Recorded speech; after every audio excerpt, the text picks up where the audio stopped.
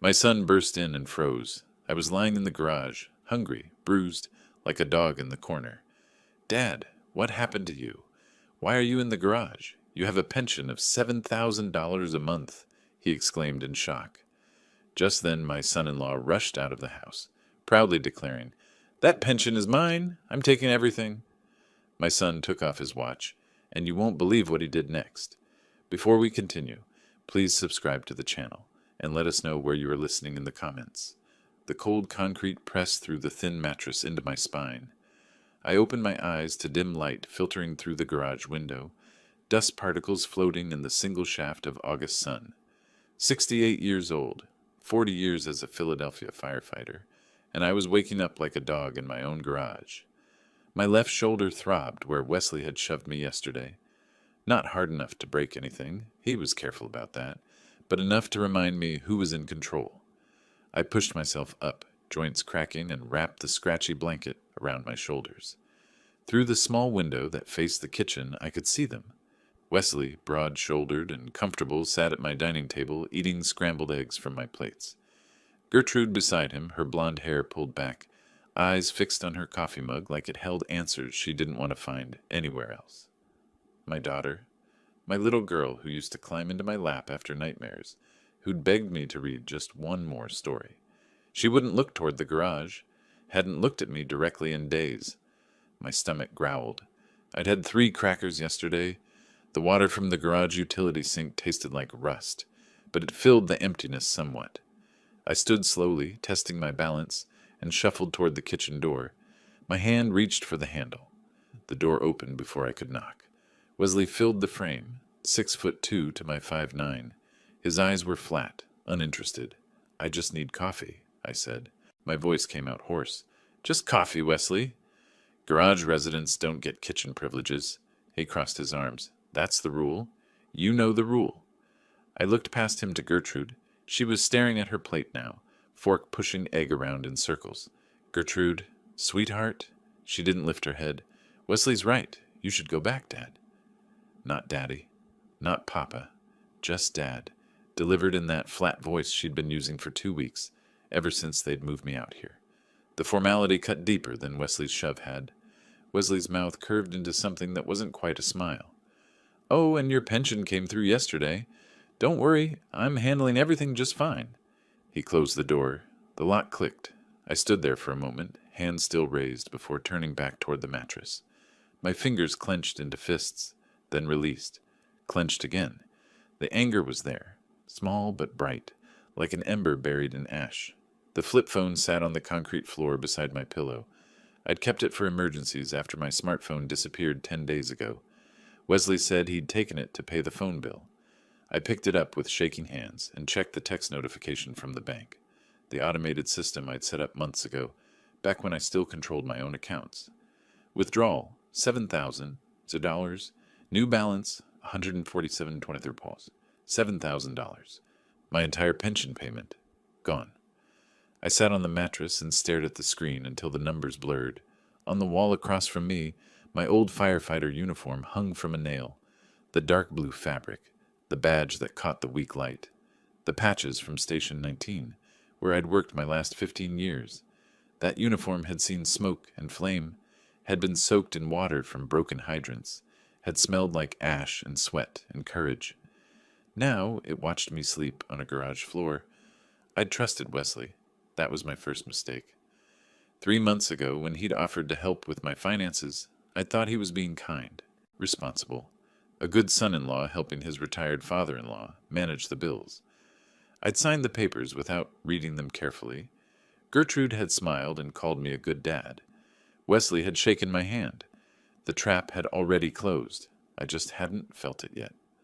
Through the window, I watched Wesley laugh at something on the television, my television, in my living room.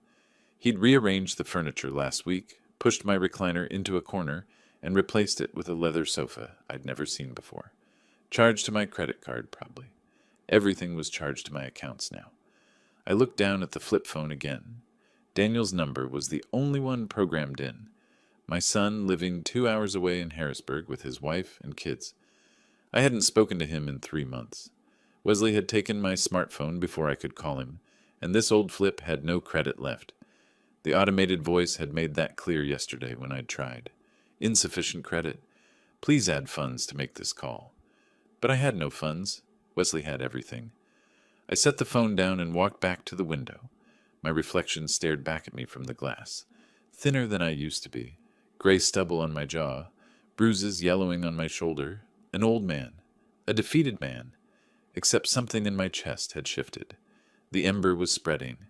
I'd spent 40 years walking into burning buildings while other people ran out. I'd carried unconscious victims down smoke-filled stairwells. I'd stood on rooftops while flames licked at my boots and figured out how to get my crew home alive.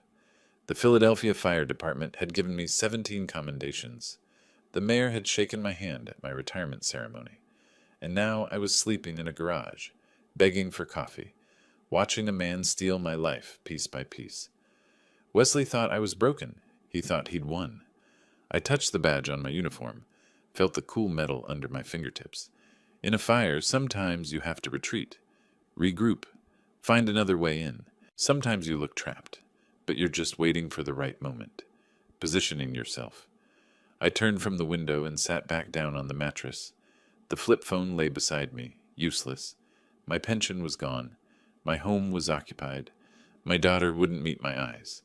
But I wasn't done. I needed to understand exactly how I'd ended up here. When had the trap closed? Where had I missed the warning signs?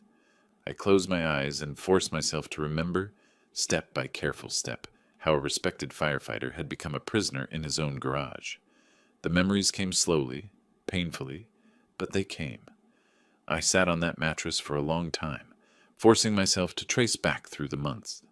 My hands gripped the edge of the thin fabric until my knuckles went white. The truth was there, waiting. I just had to stop being afraid of it. 6 months ago, everything had been normal. I'd been living alone since Martha died 4 years back, managing fine. The pension covered everything, mortgage paid off, bills manageable, even some left over for the grandkids' birthday gifts. Then Gertrude called. She and Wesley had lost their apartment. Something about unpaid rent, a dispute with the landlord. Could they stay with me? Just temporarily. Just until they got back on their feet. I'd said yes immediately. She was my daughter. What else would I do? They'd moved in with 2 suitcases and a lot of promises. Wesley would find work soon. Gertrude was applying for office jobs. They'd be out in 2 months, 3 at most.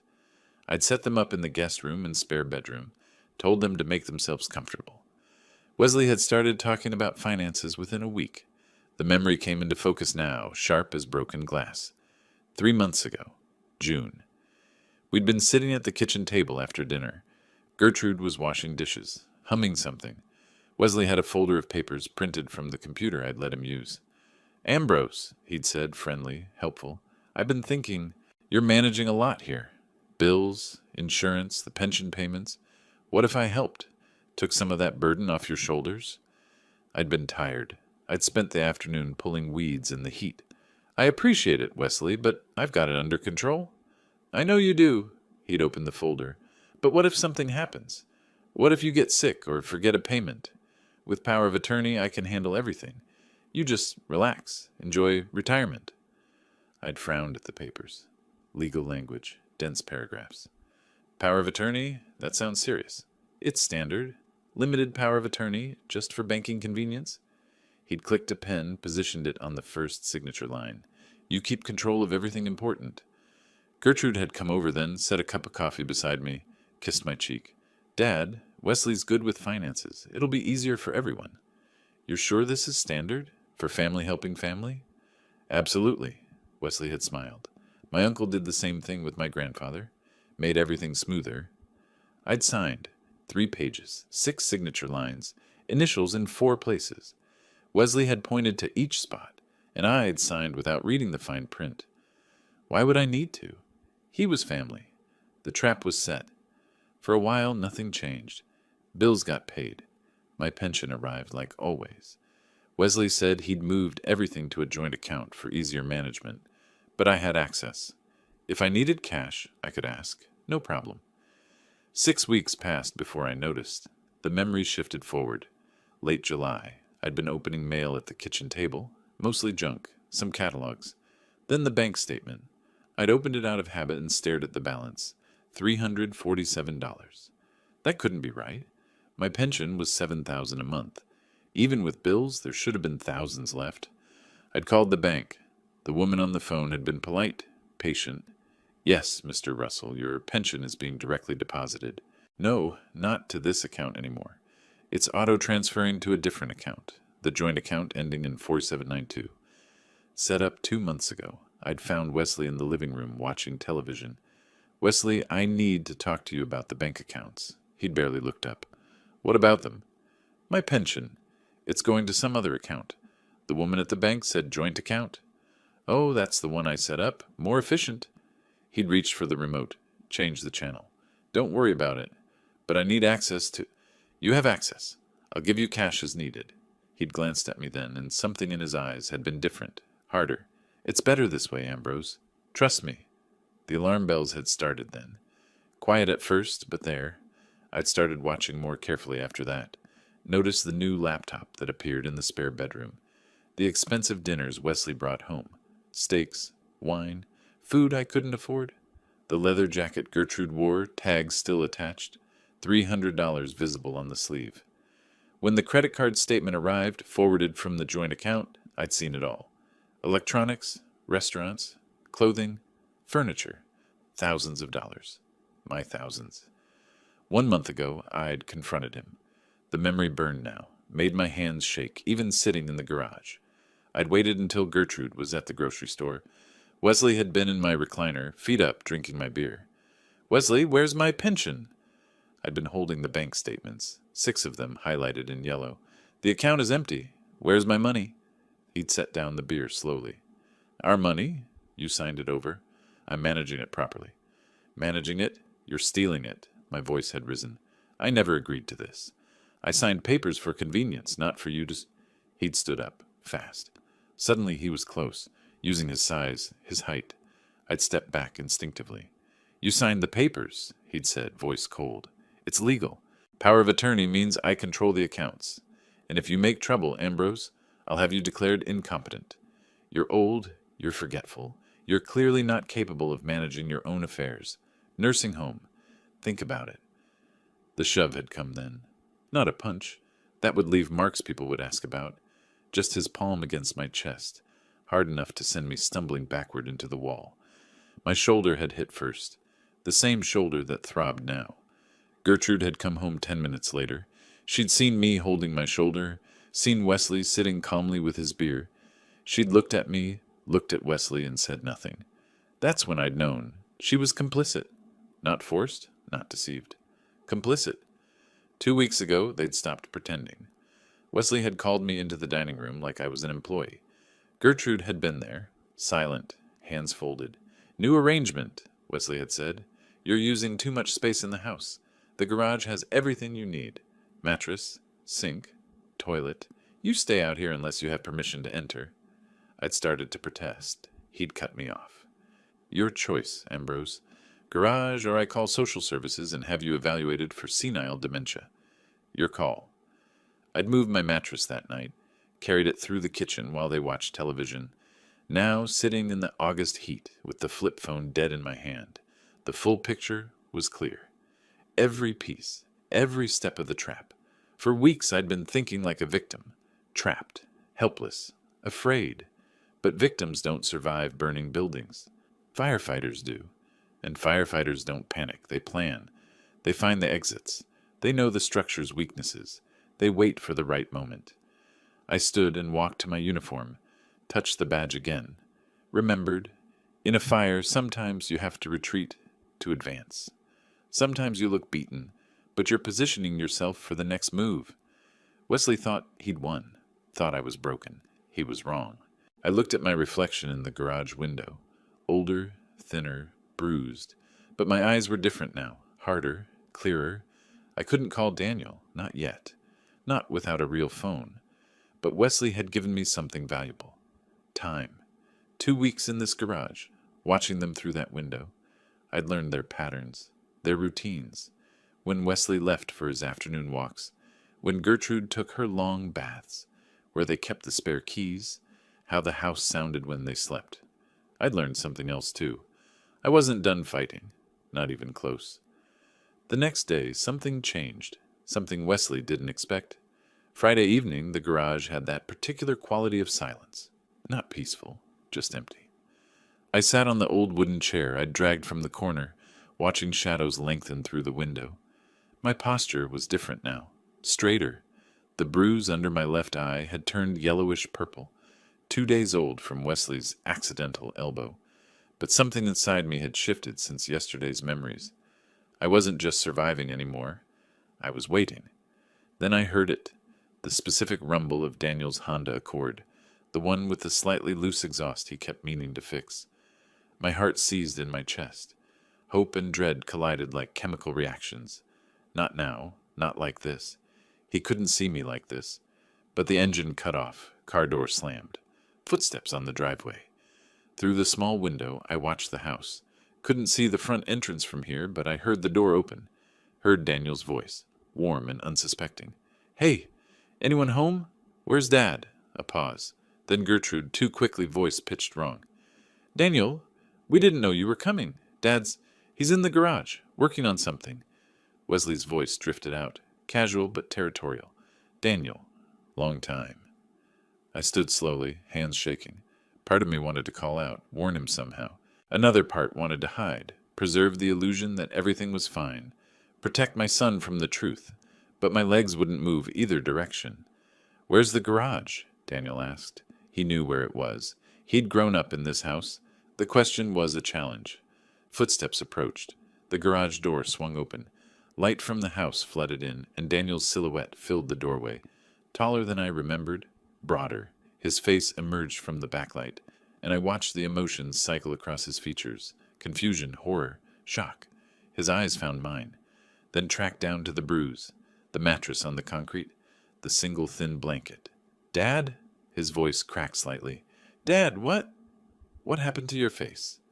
I couldn't speak, couldn't form words. Just stood there like a specimen under examination. He crossed the space in 3 strides, gripped my shoulder. "You're living in the garage. Why are you living in the garage? You have a pension, $7,000 every month."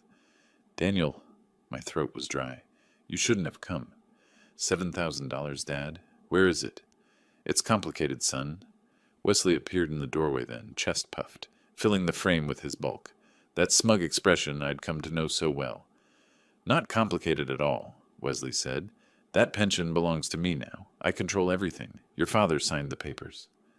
Daniel turned slowly, stood to his full height. "Excuse me?" "Power of attorney, all legal." Wesley stepped into the garage like he owned it, which, in his mind, he did.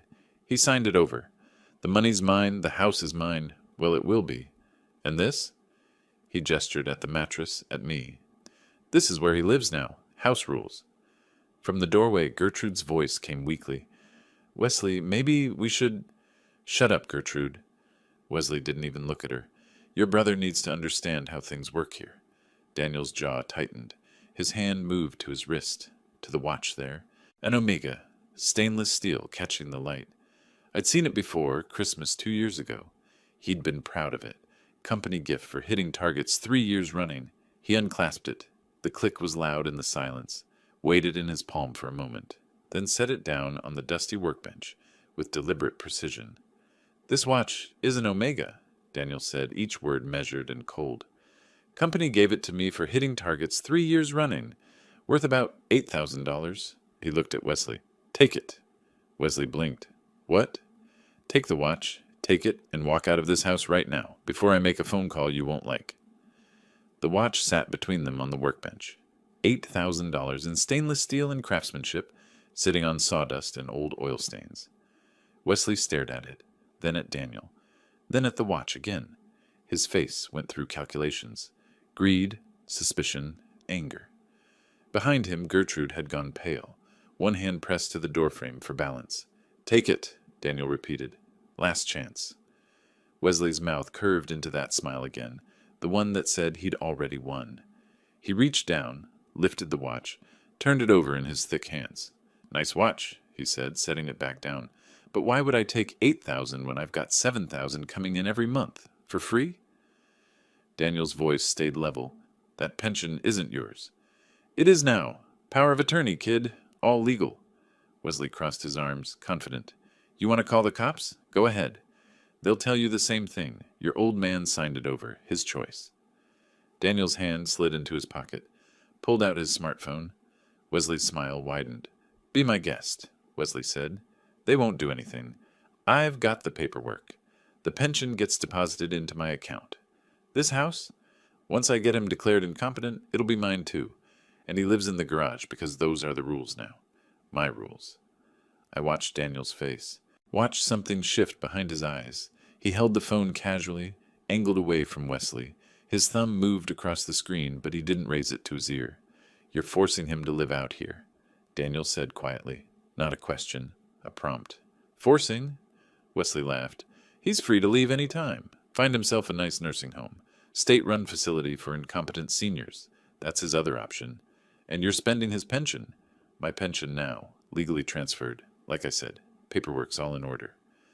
Gertrude made a sound from the doorway, almost a whimper. Wesley, maybe we should just... Daniel didn't look at her. His voice went cold. Don't. Not one word, Gertrude. Danny, you don't understand. We needed... I'll talk to you later. Daniel's eyes never left Wesley. Right now, I'm getting Dad out of here. Wesley stepped forward. He's not going anywhere. This is his home. Daniel moved to my side, put a gentle hand on my shoulder. Dad, get up. We're leaving. I stood. My legs felt weak, but Daniel's grip steadied me. Wesley blocked the door. You can't just... Move! Daniel's voice carried something I'd never heard before. Not anger. Something colder than that. Authority. Wesley hesitated. For the first time since this started, I saw doubt flicker across his face. Then he stepped aside. Daniel guided me past him, past Gertrude, who pressed herself against the wall, through the house that used to be mine. I didn't look at the furniture, the rearranged rooms, the life they'd built with my money. Just kept walking. Daniel's hand steady on my shoulder until we reached his car. He opened the passenger door, helped me in like I was fragile. Maybe I was. We pulled out of the driveway. I watched the house recede in the side mirror. Wesley stood in the doorway, arms crossed, still wearing that confident smile. He had no idea what Daniel had just done. The car felt like a different world, clean, warm, safe. I sat in the passenger seat, hands folded in my lap, watching Philadelphia suburbs slide past the window. Evening lights coming on, people in their houses living normal lives. You shouldn't have seen that, I said finally. Daniel's hands gripped the steering wheel. His jaw was tight. How long, Dad? How long has this been happening? 3 months since the papers. 2 weeks in the garage. The bruise? I touched my eye without thinking. 2 days ago. He gets angry when I ask questions about the money. The muscles in Daniel's jaw worked. He said nothing else until we pulled into a Holiday Inn Express parking lot. Got out, came around, opened my door like I might break if handled roughly. We walked to the lobby together. He paid with a corporate credit card, told the desk clerk, visiting family. Got 2 key cards. The elevator ride was silent. The hallway was silent. He unlocked room 214, held the door. 2 beds, clean white linens, television, bathroom with actual hot water. I stood in the middle of the room and felt something crack inside my chest. Sit down, Dad. Daniel pulled out the desk chair. I'm ordering dinner. He called room service. Ordered more food than 2 people could eat. Steak, baked potato, green beans, salad, bread, soup. When I started to protest the cost, he just shook his head. The food arrived 20 minutes later. Daniel set it out on the desk, handed me a fork and knife. I looked at the steak. Thick, properly cooked, steam rising, and my hands started shaking. When did you last eat? Daniel asked quietly. Yesterday. 3 crackers. He watched me cut the first piece, watched me chew slowly, carefully, like someone who'd forgotten what full felt like. Didn't say anything, just watched, with an expression that made my chest hurt worse than hunger ever had. I ate half the steak before I had to stop. My stomach had shrunk. Daniel wrapped the rest, put it in the mini fridge for later.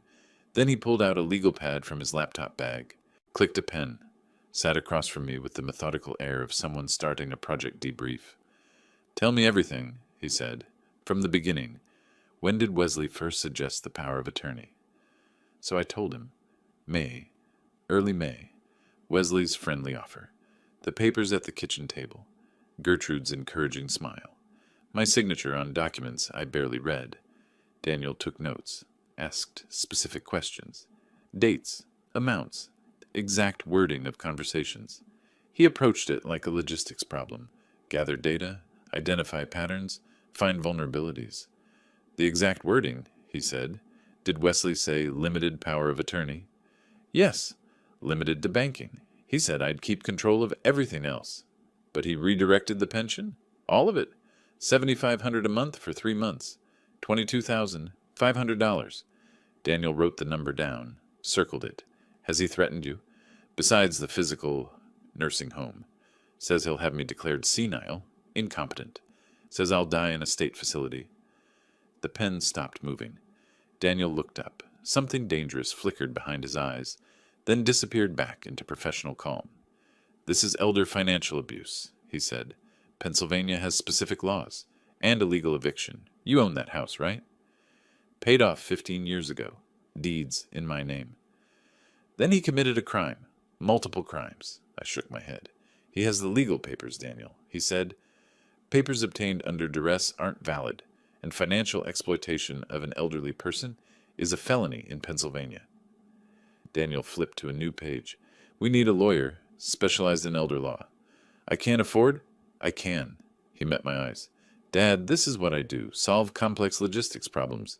This is just another system to analyze. And Wesley made a mistake tonight. What mistake? His mouth curved slightly, not quite a smile. He confessed. Everything. On recording. I stared at him. You recorded him? He pulled out his phone, tapped the screen. Wesley's voice filled the room. That pension belongs to me now. I control everything. Your father signed the papers. The pension gets deposited into my account. This house, once I get him declared incompetent, it'll be mine too. And he lives in the garage because those are the rules now. My rules? Daniel stopped the playback. Pennsylvania is a one-party consent state, completely legal to record conversations you're part of. He confessed to financial control, illegal eviction, physical intimidation. That recording is evidence. For the first time in months, I felt something like hope. We talked until midnight. Daniel made more notes, built timelines, outlined steps, legal consultation, documentation, medical records for the bruises, financial records for the theft, revoke the power of attorney, file charges, protective orders.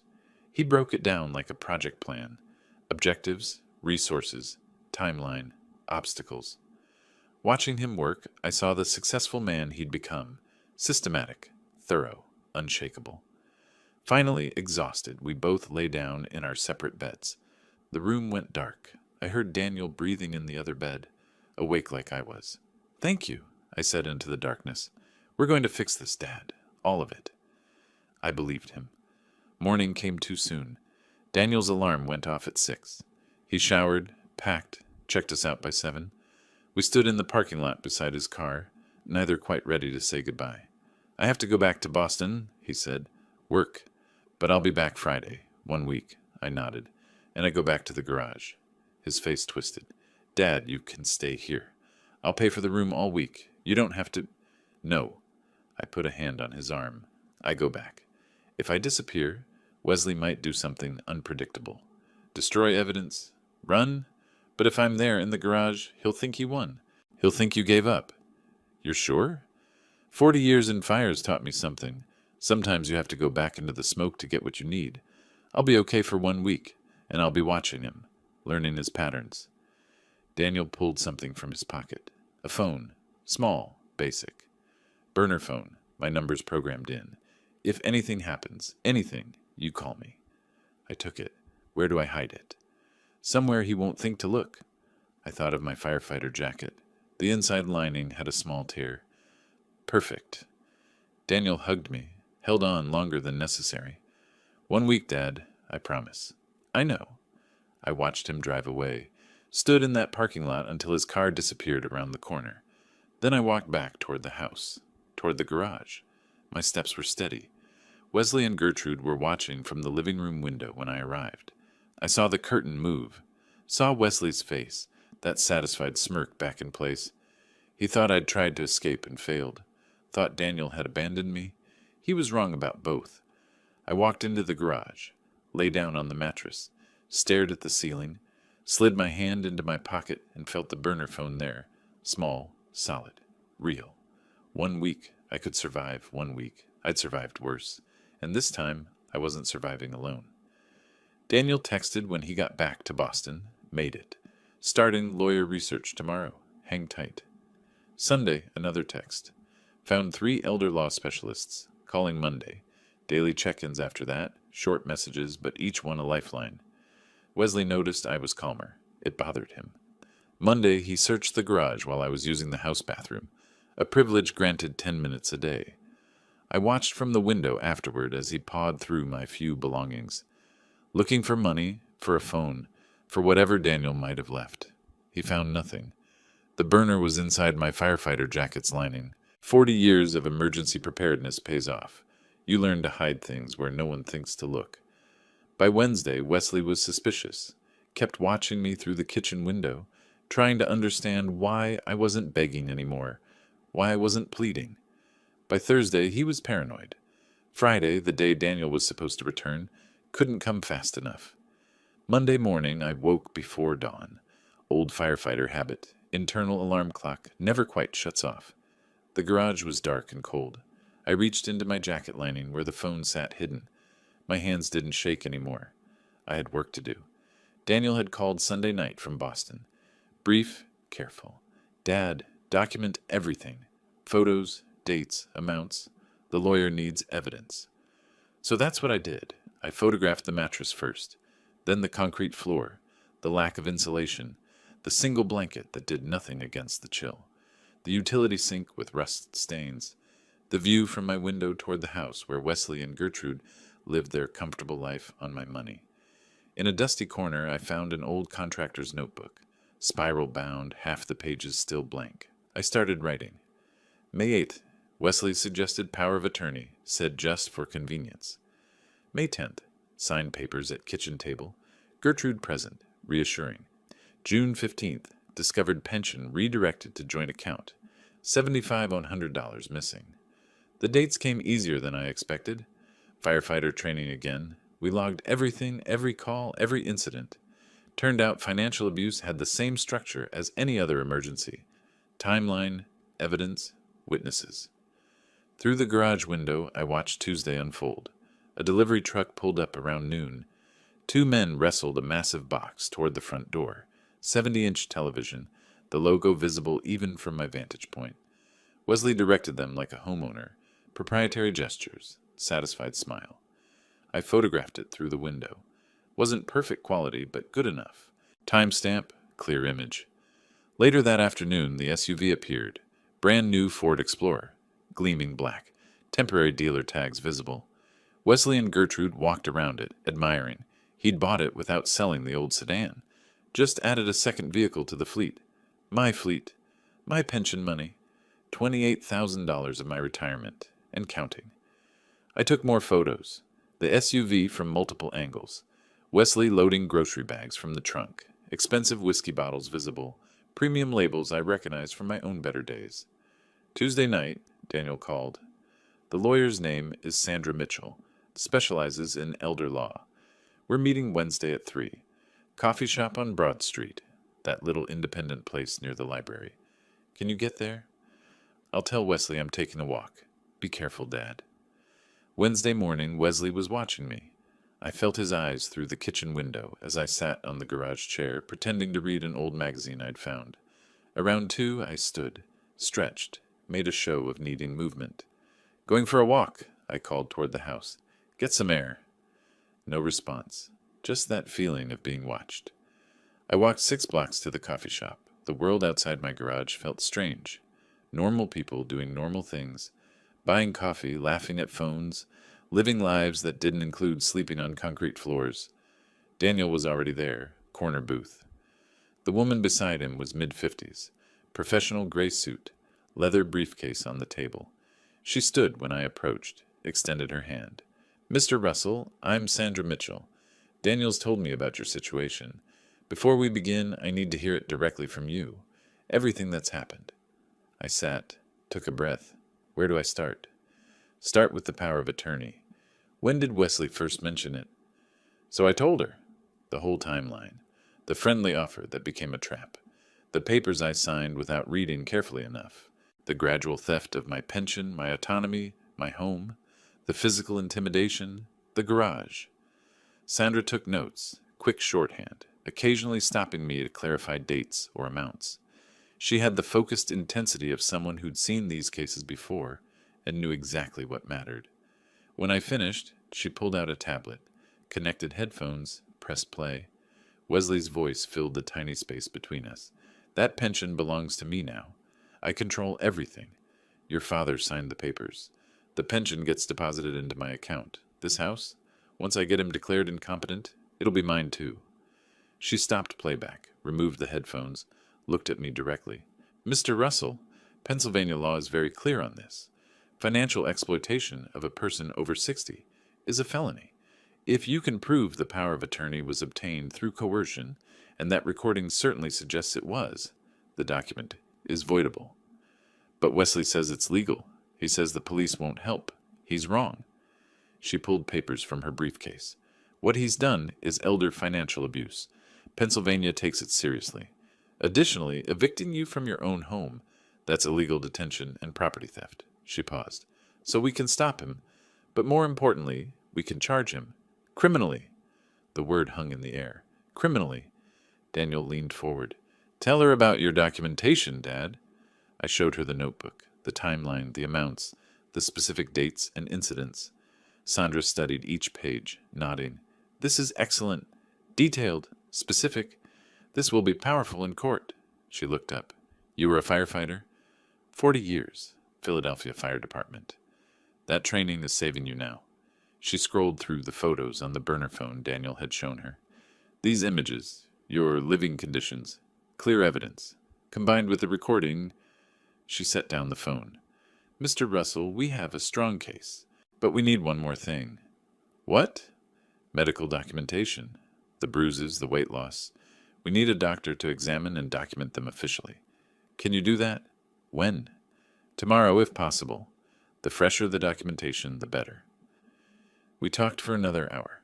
Sandra outlined the legal process.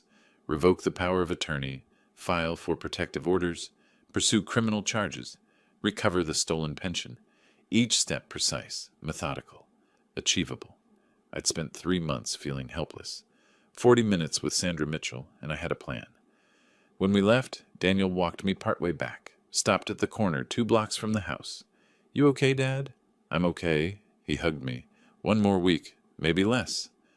I walked the last 2 blocks alone. Something felt wrong before I even turned onto my street. Wesley's SUV was parked crooked in the driveway, like he'd been in a hurry.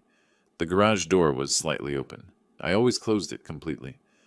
My hand went to my jacket pocket, touched the outline of the burner phone. Still there. But something had changed. I could feel it. I pushed open the garage door. Wesley sat on my workbench, legs dangling, holding something in his hand. As my eyes adjusted to the dim light, I saw what it was. Pieces of a phone. A phone just like the one in my pocket. My hand flew to my jacket. The pocket was empty. The lining torn open. He'd found it. My mattress was overturned. The firefighter jacket lay crumpled on the concrete, its interior lining ripped. My few belongings scattered across the floor. He'd torn the place apart. Wesley held up the shattered phone, screen dangling in fragments. His smile was triumphant. What's this, Ambrose? Where'd you get a phone? I made my voice small, submissive. Daniel gave it to me, just to call him sometimes. Daniel gave it to you. Daniel who took you away last week. Daniel who thinks he can interfere. He slid off the workbench, used his height to tower over me. Who have you been talking to? Just Daniel, I swear, just my son. Liar! He stepped closer. You've been leaving the garage every day. Where do you go? Walks, just walks, to get air. He threw the phone pieces at my feet, plastic and glass scattered across concrete. You think I'm stupid? You think I don't notice things? My heart hammered, but my mind stayed clear. The phone was a decoy. The real evidence was already with Sandra. The photos were sent Tuesday. The timeline was in Daniel's email Monday night. This phone? Let him think he found the threat. You want to know something funny, old man? Wesley's voice dropped lower. More dangerous. That power of attorney you signed? It's not just financial. It's medical, too. I can make healthcare decisions for you. Ice spread through my chest. Medical? That's right. So if I decide you're not competent, if I decide you need to be in a nursing home, locked ward for dementia patients, I can do that. One phone call. From the doorway, Gertrude's voice came quietly. Wesley, shut up, Gertrude. He didn't turn. Your father needs to understand his position. I looked at my daughter, met her eyes. Silent plea. Stop him. Help me. You're my daughter. She looked away. That was when I knew. Completely. She'd chosen Wesley over me. Not passively. Actively. Please, I let my voice shake. Not all acting. The medical threat was real. Terrifying. I'm sorry. I won't cause trouble. You're right. You won't. Wesley picked up my jacket, examined the torn lining. No more phones, no more walks without permission, and no more dinner tonight. You need to learn. He walked out. Gertrude followed without looking back. I stood in the wreckage of my searched garage, surrounded by broken phone pieces and scattered belongings. Slowly, I righted the mattress, picked up my jacket. The lining was destroyed, but the jacket itself was intact. Evening came. My stomach cramped with hunger. Wesley had made good on his threat. No dinner. But I'd eaten at the coffee shop with Daniel and Sandra. I'd survive. Around 7, I walked to the neighbor's house. The Johnsons, 50 feet away. I'd known Martha and Frank for 15 years since I moved in after my wife died. Nice couple, kept to themselves mostly. But they'd noticed things. I'd seen Martha watching from her window sometimes when Wesley treated me badly. I knocked quietly. Martha Johnson opened the door. Her expression shifted instantly from surprise to concern. Ambrose, are you all right? Martha, I'm sorry to bother you. I need to ask a favor. Come in, come in. Frank, Ambrose is here. Frank emerged from the living room, took one look at me, and his face hardened. My word. Ambrose, what's happened to you? In their warm kitchen, with coffee Martha insisted on making, I explained. Not everything. Didn't mention the lawyer yet. But enough. Wesley had taken my phone. I needed to communicate with my son. Family matters being handled. Martha and Frank exchanged a long look. Years of marriage, reading each other without words. Ambrose, Martha said carefully. We've been worried. We see things. How you live in that garage. It's being handled, I said. I have help. I just need a way to communicate. Frank stood decisive. Use our phone anytime, day or night. We mean it. How long has this been going on? Martha asked. Months, but it's ending soon. She reached across the table, put her hand over mine. We should have said something sooner. We should have done something. You're doing it now. That's what matters. Frank gave me their phone number written on a piece of paper. Told me the back door was always unlocked if I needed to come over when they were out. They had a spare key under the mat. Actually told me where it was. I walked back to my garage, feeling less alone than I had in months. That night, from the Johnsons' house, I called Daniel. Told him about the phone Wesley found. He laughed. Actually laughed. Dad, that phone was backup. Everything's already with Sandra. He found nothing important. He has medical power of attorney. He threatened nursing home. Daniel's voice went cold. Forward that to Sandra. She needs to know. But Dad, it doesn't matter. We're moving Friday. Medical exam Thursday, then paperwork Friday. You hold on until then. Thursday morning, Wesley cut my food again. Breakfast was 2 crackers. Dinner would be the same if I got dinner at all. The shower schedule changed too. Once per week now, Sundays only. He was tightening the cage, trying to break whatever spirit he sensed hadn't broken yet. But I had an appointment that day. Sandra had arranged it. Medical examination at a clinic downtown. Documentation of the bruises, the weight loss, the effects of Wesley's abuse. Not just for court, for the criminal charges Sandra said were coming. I told Wesley I was going for a walk. He watched me leave with suspicious eyes, but said nothing. At the clinic, Dr. Sarah Chen examined me thoroughly. Asked questions I answered honestly. Photographed the yellowing bruise under my eye. Weighed me. I'd lost 23 pounds in 3 months. Documented muscle loss, signs of malnutrition, stress indicators. Mr. Russell, she said quietly, filling out forms, I'm required to report this. What's being done to you is abuse. It's being reported, I told her. By a lawyer. Criminal charges are coming. She handed me copies of everything. Good. You deserve better than this. Walking back, I stopped at the Johnsons' house. Martha made me lunch. Real lunch, sandwich and soup and fruit. Frank sat with me while I ate, talking about nothing important, giving me the gift of normal conversation. That night, lying on my thin mattress with hunger cramping my stomach despite lunch, I thought about time. How it moves differently when you're waiting for rescue. How days feel like weeks, but I'd survived worse. Burning buildings, smoke inhalation, collapsed structures. I could survive my own son-in-law for a little while longer. Friday morning, I walked to the corner grocery store. Not because I needed groceries. The milk was just cover. But because I needed to buy there at exactly 9:15, when Daniel would happen to drive by. Wesley watched me leave. I felt his eyes from the kitchen window. But I'd been taking walks all week, my new hobby since the phone incident. He was suspicious, but he let me go. Probably figured I had nowhere to go, no way to cause trouble. He was wrong. Daniel's Honda pulled into the parking lot at 9:17. He climbed out, looked up, feigned surprise. "Dad, what are you doing here?" I held up the quart of milk I'd bought with quarters. "Daniel, I didn't know you were coming to town." Last-minute decision. Wanted to check on you. His eyes found mine, dropped to the milk, understood everything. "Let me buy you breakfast. Real breakfast. We need to talk." 20 minutes later, we were at the medical clinic. Dr. Sarah Chen was expecting us. Sandra had briefed her beforehand. Professional courtesy between people who deal with abuse cases regularly. Dr. Chen was thorough. She photographed every bruise from multiple angles. Medical-grade camera capturing details invisible to phone cameras. Measured my weight, 152. Down from my normal, 175. She tested reflexes, cognitive function, checked for signs of malnutrition. "Mr. Russell," she said, typing notes, "these bruises are in different stages of healing. This one is about 4 days old. This one is closer to 2 weeks. Can you tell me how you got them?" I told her. Wesley's shove Wednesday. Other incidents I'd stopped tracking because they blurred together. "And your weight loss?" "Limited food. He controls when I eat, how much." She stopped typing. Looked at me directly, professional mask slipping. "Mr. Russell, I'm required by law to report suspected elder abuse. But I want you to know, I'm not just reporting this because I have to. I'm reporting it because what I'm seeing here is clear evidence of systematic abuse. No one should live like this." Her written report was 15 pages. Detailed measurements, clinical observations, photographs attached. She used terms like deliberate deprivation and pattern consistent with long-term physical abuse, medical language that would carry weight in court. The weekend crawled.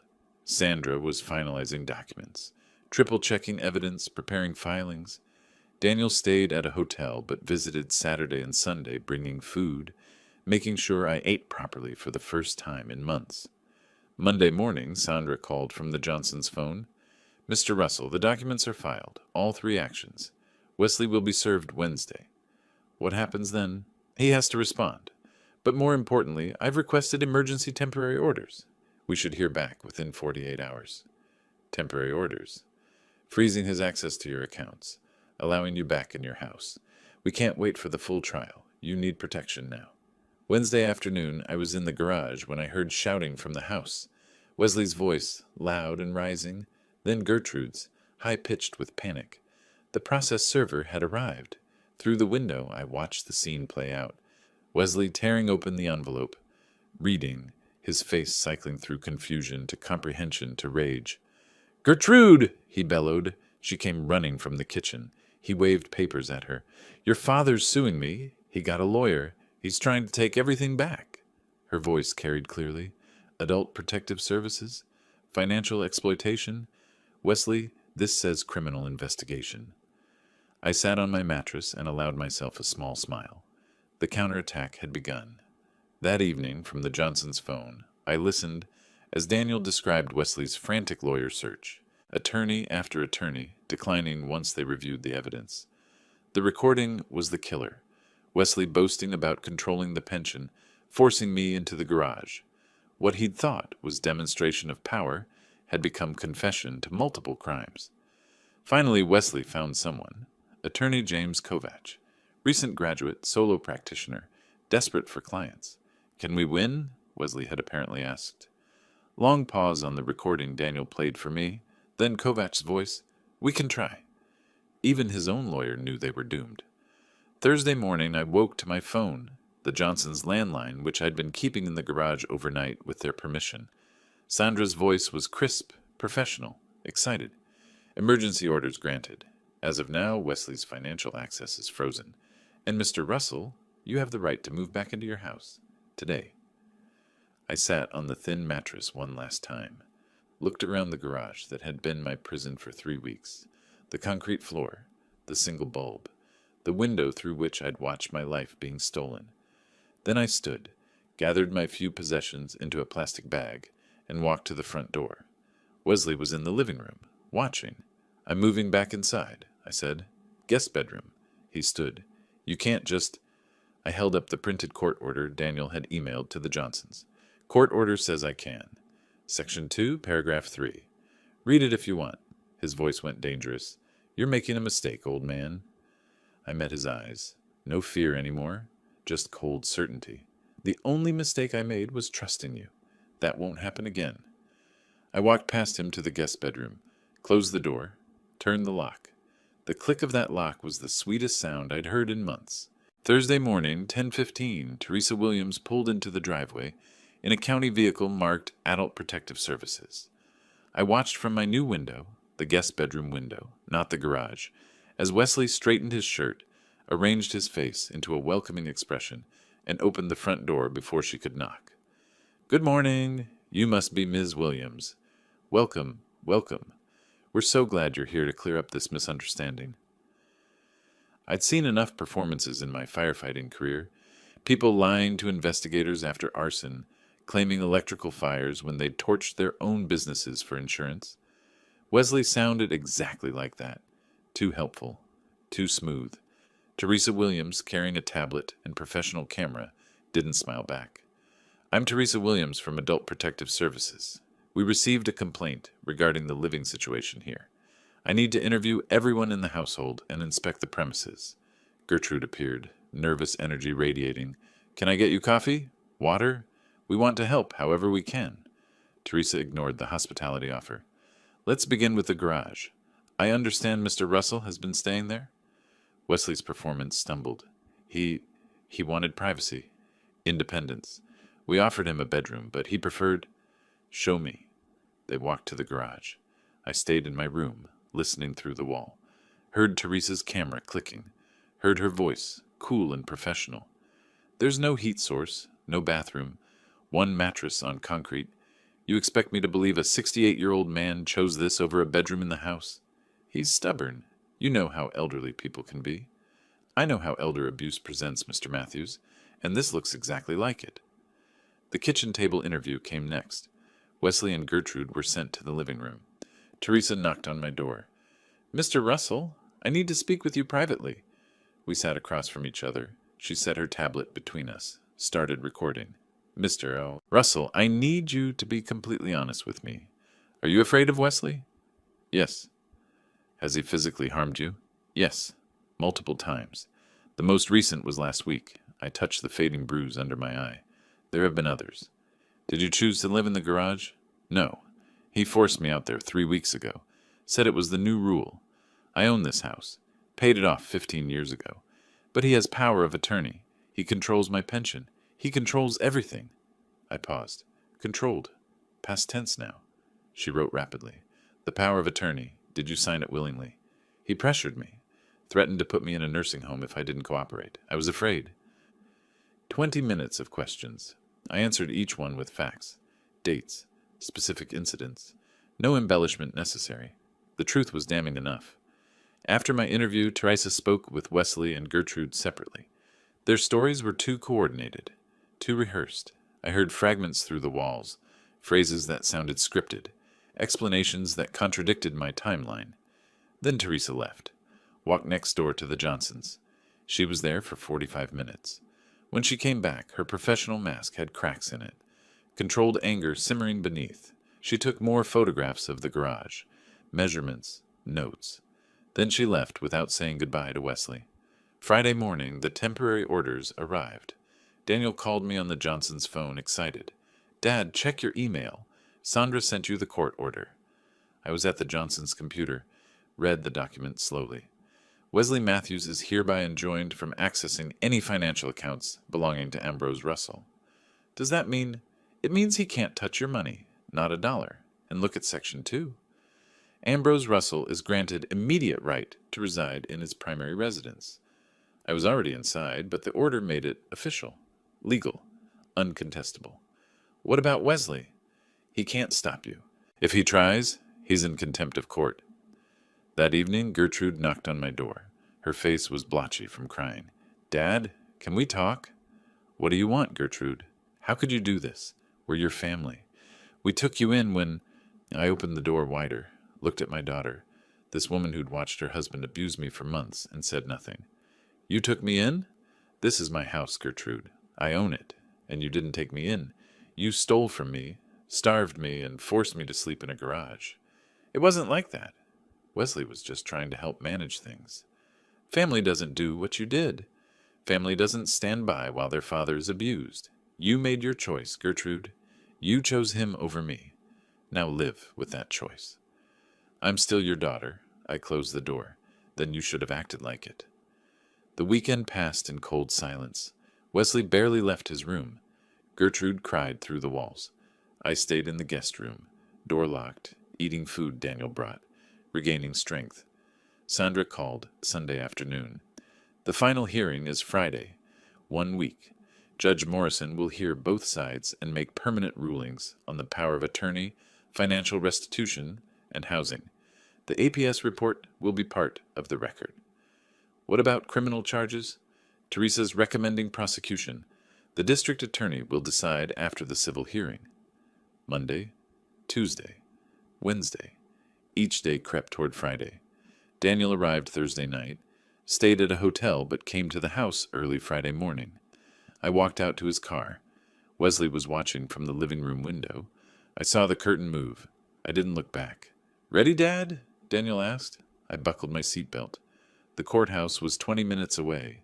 20 minutes until everything would be decided. "I've been ready for months," I said. "Let's finish this." Tuesday morning, Daniel parked in the courthouse visitor lot. Through the windshield, I could see the Philadelphia Court of Common Pleas building, all granite and glass, imposing in that way government buildings are designed to be. "You ready, Dad?" Daniel asked. Was I ready? Ready to face Wesley in front of a judge? Ready to have strangers examine my humiliation, my bruises, my garage mattress on a courtroom screen? "Let's go," I said. Because ready or not, this was happening, and I'd rather face it standing than hide from it beaten. Sandra was waiting outside courtroom 5, navy suit, leather briefcase, the picture of professional confidence. She shook my hand. "Good morning. How are you feeling, Mr. Russell?" "Nervous. Ready." "That's good. Nerves keep you sharp." She glanced at her watch. "The judge has allocated 2 hours for this hearing. I'll present our evidence first. Medical, photographic, financial, and audio. Kovach will try to rebut. Then she'll rule. Could be today, could be next week. But given the temporary orders, I expect a decision today." Inside, the courtroom was exactly what I expected. High ceilings, wood paneling, the judge's bench elevated like an altar of justice. Wesley sat at the defense table with Attorney Kovach, wearing an ill-fitting suit, Gertrude beside him, face pale. Wesley's eyes found mine, held them for a moment, then looked away. Judge Patricia Hendricks entered at precisely 10 o'clock. Late 60s, steel-gray hair, the kind of face that had seen everything twice and wasn't impressed either time. "Be seated. Ms. Mitchell, you may proceed with your opening statement." Sandra stood. "Thank you, Your Honor. This case is straightforward. The defendant, Wesley Matthews, systematically exploited his father-in-law through financial manipulation, physical abuse, and unlawful deprivation of housing. We have medical evidence, photographic evidence, financial records, witness testimony, and most damningly, an audio recording of Mr. Matthews confessing to these actions." She clicked her remote. The courtroom screen illuminated with Dr. Chen's medical report, photographs of my bruises, purple, yellow, green, in various stages of healing. The judge leaned forward, reading. Then came the garage photos. The thin mattress, the concrete floor, the single bare bulb, the utility sink, each image more damning than the last. Judge Hendricks's expression hardened. Financial records next. Bank statements highlighted in yellow. $7,500, redirected monthly. Expenditure records. $42,000 for the SUV, $3,000 for the television, hundreds for a premium alcohol. Then Sandra played the recording. Wesley's voice filled the courtroom, arrogant and clear. That pension belongs to me now. I control everything. Your father signed the papers. The money's mine, the house is mine. Well, it will be. And this? This is where he lives now. House rules. Silence when it ended. Heavy, damning silence. Please note that recording as Exhibit D, Judge Hendricks said. Ms. Mitchell, is that the defendant's voice? Yes, Your Honor. Recorded by Daniel Russell during a confrontation at the property. Pennsylvania is a one-party consent state. The recording is legally obtained. The judge looked at Wesley. Mr. Matthews, is that your voice? Yes. And did you make those statements? It was taken out of context. What context makes that pension belongs to me now acceptable when discussing someone else's retirement income? Wesley said nothing. Attorney Kovach tried his defense. Power of attorney was signed voluntarily. Family dispute, not abuse. Ambrose was free to leave any time. The judge's questions destroyed each argument. Mr. Matthews, you're under oath. Did you or did you not use Mr. Russell's pension funds to purchase a vehicle for your personal use? We needed transportation. A $40,000 SUV? Mr. Russell already owned a functional vehicle, correct? Yes, but did you ask his permission before spending his money? Pause. Then quietly, no. Did Mr. Russell live in the garage by his own choice? It was complicated. Space issues in a 3-bedroom house occupied by 3 people. Try again. Silence. Let me be more direct. Did you tell Mr. Russell he had to live in the garage? Very quietly. Yes. The judge sat back, studied Wesley for a long moment. I've heard sufficient evidence to make my ruling. Mr. Matthews, Ms. Matthews, please stand. They stood. Gertrude was shaking. I find that the power of attorney was obtained through coercion and threats. Even if it had been signed voluntarily, the subsequent use constitutes financial exploitation under Pennsylvania statute. The power of attorney is hereby voided in its entirety, effective immediately. She paused. Let it sink in. Furthermore, I find that Mr. Matthews misappropriated approximately $28,000 of Mr. Russell's pension funds. Restitution in that amount is ordered, payable within 90 days. Gertrude whispered something I couldn't hear. Third, regarding the housing situation. Mr. Russell is the lawful owner of the property. Mr. and Ms. Matthews are hereby ordered to vacate the premises within 48 hours. Failure to comply will result in law enforcement assistance. Wesley's face went pale. 48 hours? That's Thursday at noon. Finally, I am issuing a protection from abuse order. Mr. and Ms. Matthews are prohibited from contacting Mr. Russell or coming within 500 feet of his person or property. Long pause. One more thing. The evidence presented here suggests criminal conduct, specifically financial exploitation of an older adult, which is a felony in Pennsylvania. I am referring this matter to the Philadelphia District Attorney's Office for review and potential prosecution. The gavel struck. Court is adjourned. In the hallway, Gertrude approached me, crying, Dad, please. We didn't mean... I stepped back. Don't. Just don't. We'll pay you back. We'll make this right. You had months to make it right. You chose not to. Daniel positioned himself between us. The judge issued a no-contact order. You need to leave. Wesley pulled Gertrude away, his voice venomous. This isn't over. Sandra stepped forward. Actually, Mr. Matthews, it is. And if you violate that protection order, you'll be arrested. I suggest you spend the next 48 hours packing, not making threats. We walked out into afternoon sunlight. The contrast was sharp, from the dim courtroom to bright August day, from testimony to vindication. Sandra shook my hand on the courthouse steps. You'll receive the written order within 24 hours. Enforcement begins immediately. If they're not out by Thursday noon, call the police. Daniel hugged me. It's over, Dad. You won. Not quite over. Wesley and Gertrude had 48 hours to pack and leave. Thursday at noon, I'd walk back into my home, truly mine again. But standing there on those courthouse steps, breathing free air, knowing the judge had seen the truth and ruled in my favor, that felt like winning. Tuesday evening, we sat in Daniel's hotel room. Sandra had gone home, but she'd left us with copies of the court order, highlighted sections marking our victories. "You should stay here until they're gone," Daniel said. "I've already paid for the room through Friday." I nodded. I wasn't afraid of Wesley anymore. The court had neutered him, but I didn't want to watch him pack. Didn't want to share space with him for even one more night. "Thursday noon," I said, reading the order again. "They have to be out by Thursday noon. 2 more days. I can wait 2 more days." Wednesday afternoon, I drove past the house, saw boxes through the windows, chaos of frantic packing. Gertrude spotted me from the living room, came outside, face streaked with tears. "Dad, please, can we talk?" I kept the car running, but rolled down the window. "What is there to say, Gertrude?" "I'm sorry. I know I should have stopped him. I should have protected you." "You're right. You should have. You made your choice when you let him put me in that garage, when you stood by and watched him starve me." I was scared. Wesley, he controlled everything. I didn't know how to. I was scared too. I was 68 years old, being beaten and starved, and you're my daughter. You should have helped me. "I know. I'm so sorry." "I love you, Gertrude. You're still my daughter. But the trust is broken. Maybe someday we can repair it. But right now, I need you to leave my house and let me heal." She sobbed. "I understand. Goodbye, Gertrude." I drove away without looking back. Thursday at 11:45, Daniel and I stood in the driveway. At 11:52, a U-Haul pulled out, Wesley driving, Gertrude in the passenger seat, both staring straight ahead. The truck disappeared around the corner. Silence. Then I walked to the front door. My door. Inserted my key. Stepped inside.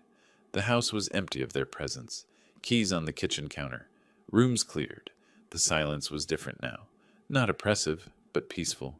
"Welcome home, Dad," Daniel said behind me. Friday became Restoration Day. The locksmith arrived at 9. Changed every lock. Front door, back door, garage, basement. I pocketed the new keys.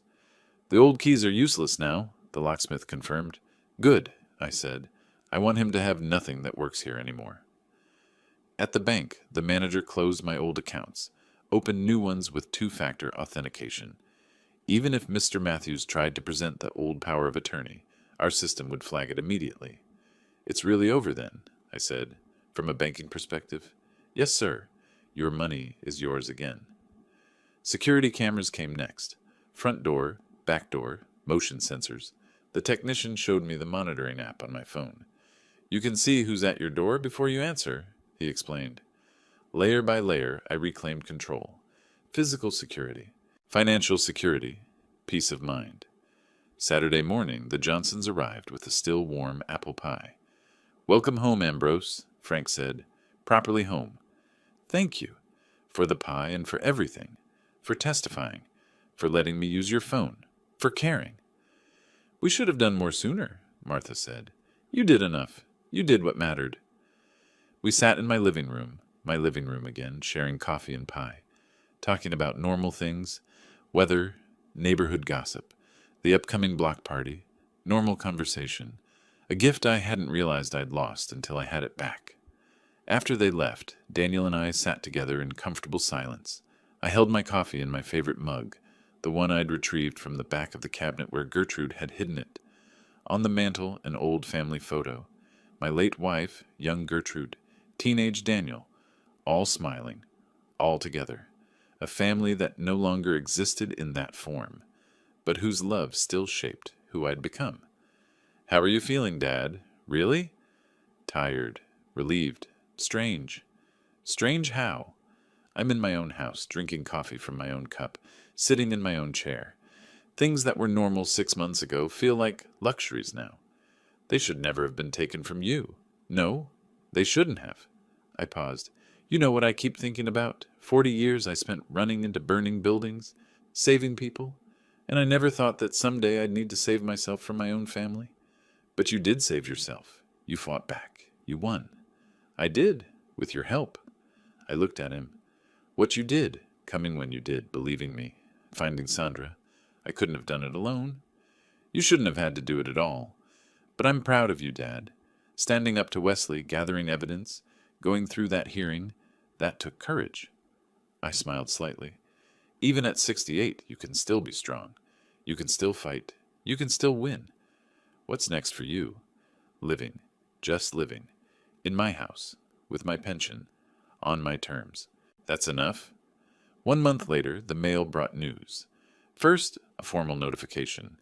Wesley Matthews charged with felony financial exploitation, facing 2 to 4 years in prison. Second, a handwritten letter. Gertrude's careful script. Dear Dad, I know this letter can't fix what I did. I know sorry isn't enough, but I need you to know. I cooperated with the prosecutors. I told them everything. They offered me probation if I testified against Wesley, and I took it. Wesley's facing prison now. I'm ashamed it took losing everything to see what he was. What I let him do to you, I don't expect forgiveness. I don't deserve it. But I hope someday, maybe years from now, we might talk again. I love you, Dad. I always did. Gertrude. I read it twice, then folded it carefully and placed it in my desk drawer. Not thrown away, not answered yet, just saved. For later, for someday, for when I was ready. Maybe we'd talk again. Maybe we wouldn't. I'd decide on my own timeline. That evening I sat in my living room as the sun set, my house, my chair, my life. Outside, the Johnsons were working in their garden. A couple walked their dog past my driveway. Normal suburban evening. I'd spent 3 months in that garage. 3 months afraid, hungry, humiliated. But I'd survived. More than survived. I'd fought back and won. The pension was mine. The house was mine. The dignity was mine. And sitting there in the peaceful silence of my restored life, that was everything. If you like this story, please like this video, subscribe to the channel, and share your impressions of this story in the comments. To listen to the next story, click on the box on the left. Thank you for watching.